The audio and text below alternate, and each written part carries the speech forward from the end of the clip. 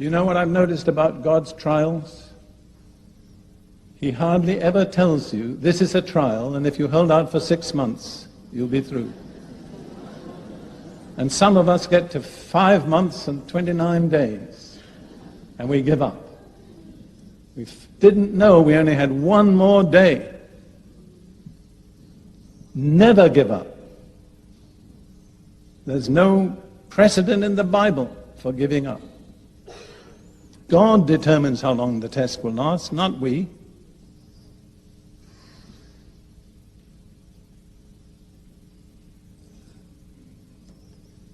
You see, waiting is one of the tests to which God almost invariably subjects the servants he intends to use. I'll give you just a little list. Abraham. You're going to have a son who will be the head of a nation that will be unique in the earth. How long did he have to wait? 25 years. Meanwhile, his dear wife Sarah tried to help him and complicated things.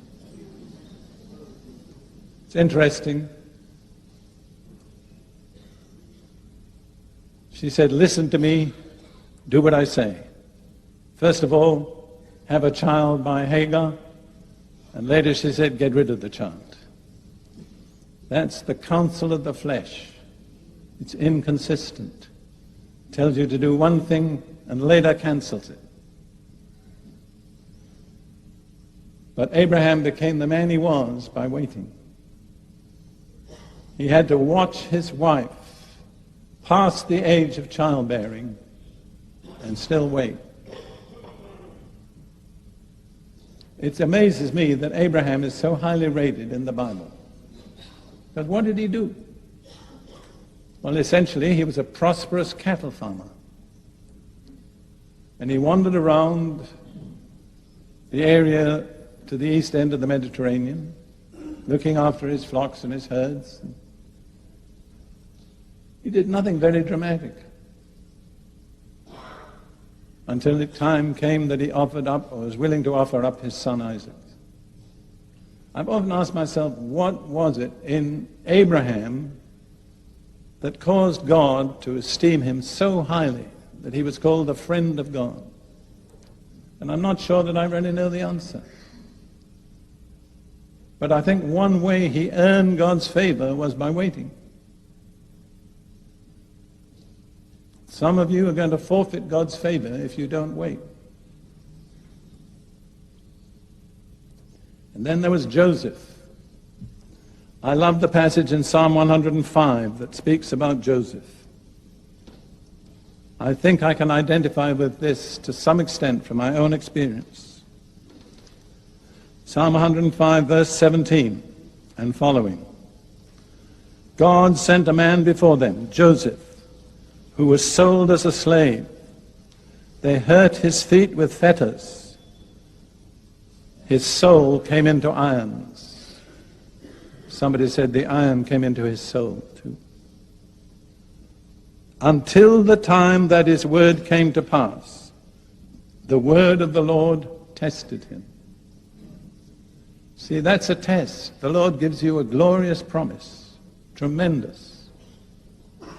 And after that, everything goes the opposite way. Instead of becoming the ruler over your brethren, you end up in a jail in Egypt. And I can't think of a worse place to be in jail than Egypt. What was God doing? Testing him. What was the test? Waiting. And then, if you want to look at others, Moses. It says in Numbers 12, verse 3, Moses was the meekest man on earth. How did Moses learn meekness? By waiting 40 years.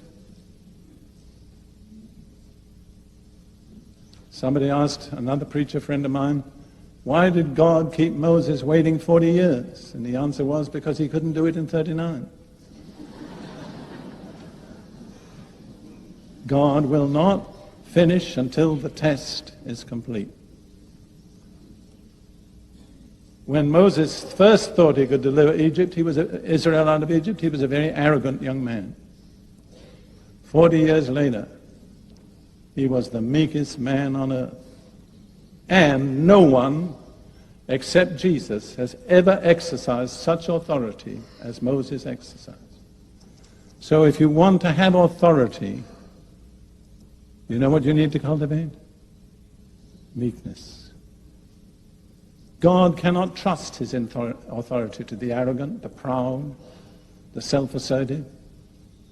We had a prophetic word that said that in so many ways. You know the condition for promotion in the kingdom of God? It's very easy. It's abase yourself.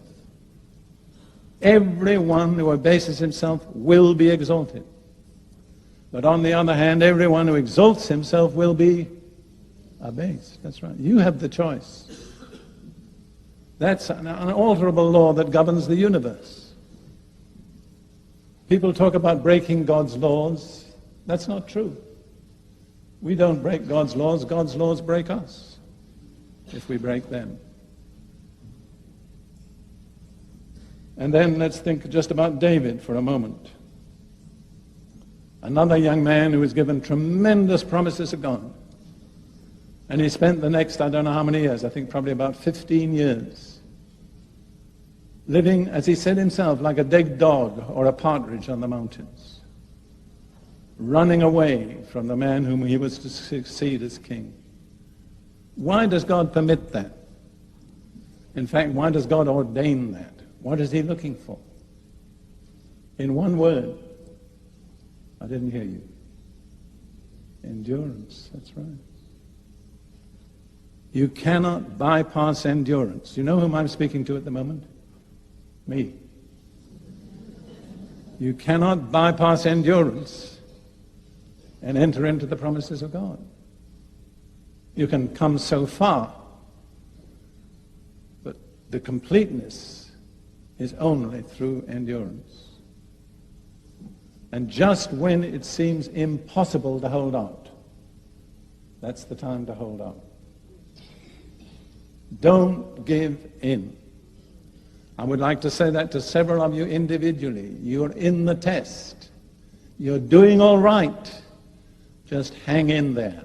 Don't back out. Don't give up. God is faithful. I've been asked sometimes if I had a message to leave for posterity, what would it be? I always say I can give it to you in 3 words. God is faithful.